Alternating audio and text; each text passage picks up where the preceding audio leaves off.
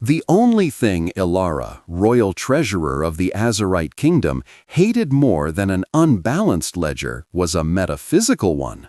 Yet the empty velvet pedestal in the sanctum screamed of both. The sunstone scepter was gone. Not misplaced, not loaned, stolen. Its absence wasn't just a loss of gold and gemstones, it was a hole torn in the very fabric of their political legitimacy. Without it, the upcoming coronation of the ailing king's heir would be a farce, and their rival, the iron-fisted Viridian Empire, would have all the justification it needed to restore order. "The locks are untampered with," Captain Valerius of the Guard mumbled, his face ashen. "It's as if it simply vanished."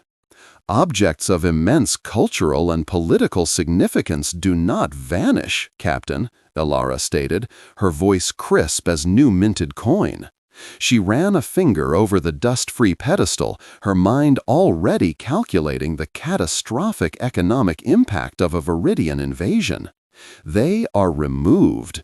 The question is by whom, and how we get it back before the Viridian envoy arrives in 13 days. The how led them to the scorching embrace of the sun-scarred dunes and a woman named Kaelin.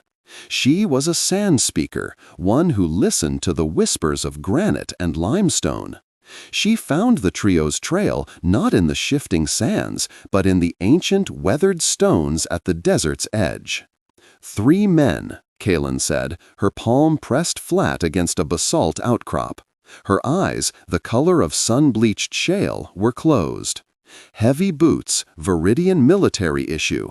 They carry a great weight of gold and anger. The stone feels their haste.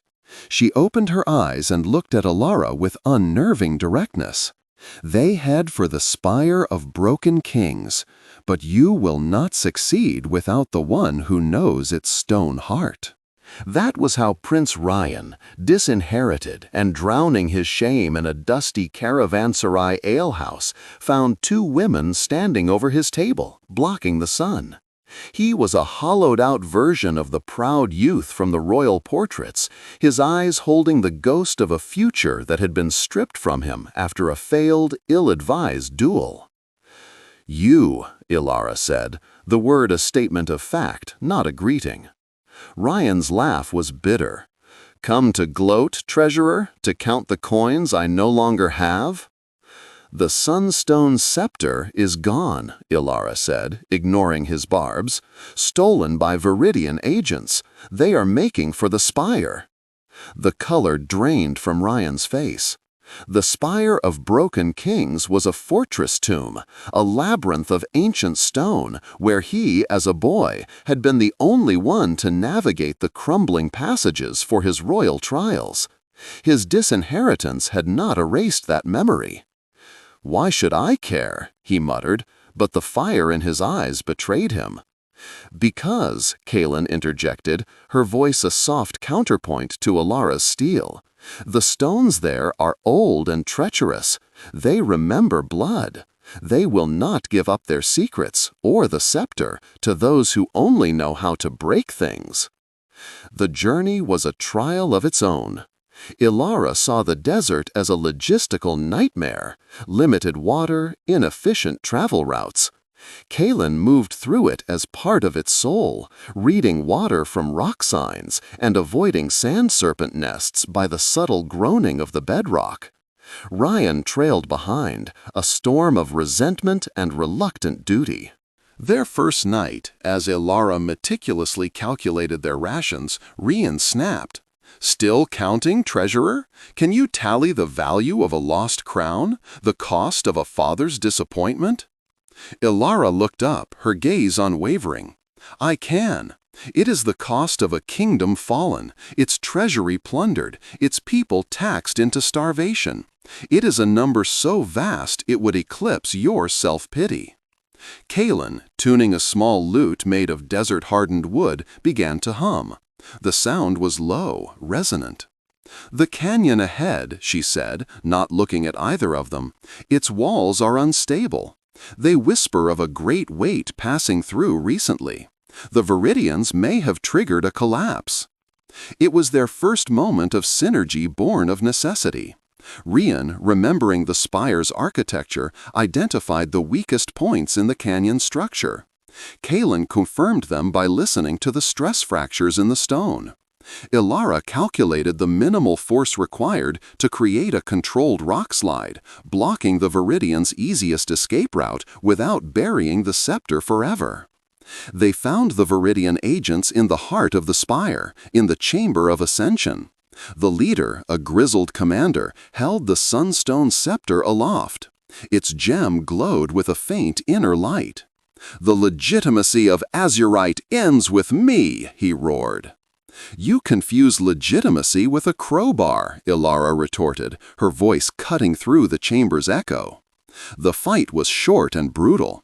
Rian, fueled by a lifetime of pent-up fury and swordsmanship training, engaged the guards. But it was the alliance that won the day. As the commander made for a hidden passage, Kalen pressed her hands to the wall. "The lintel is weary," she whispered. "It has held this arch for 1,000 years."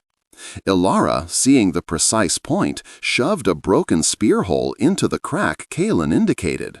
Rian, understanding the unspoken plan, shoulder-charged the stone. With a groan of surrendering granite, the lintel shifted, and a cascade of stone and dust sealed the exit, trapping the commander. Rian stood panting, the scepter in his hand.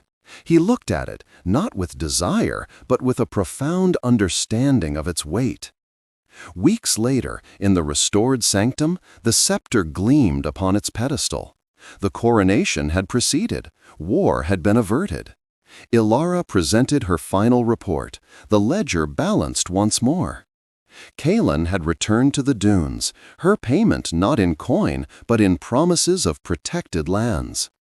And Prince Rian stood beside his brother, the new king, not as heir, but as the newly appointed warden of the northern marches. He was no longer disinherited, but reinvested with a purpose he had forged himself.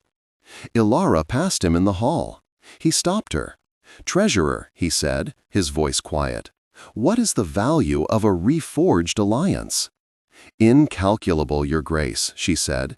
"It is the one entry that truly defies the ledger." She continued on her way, the pragmatic keeper of numbers, who had learned that some things, trust, unity, the silent language of stone, were the ultimate, unassailable wealth.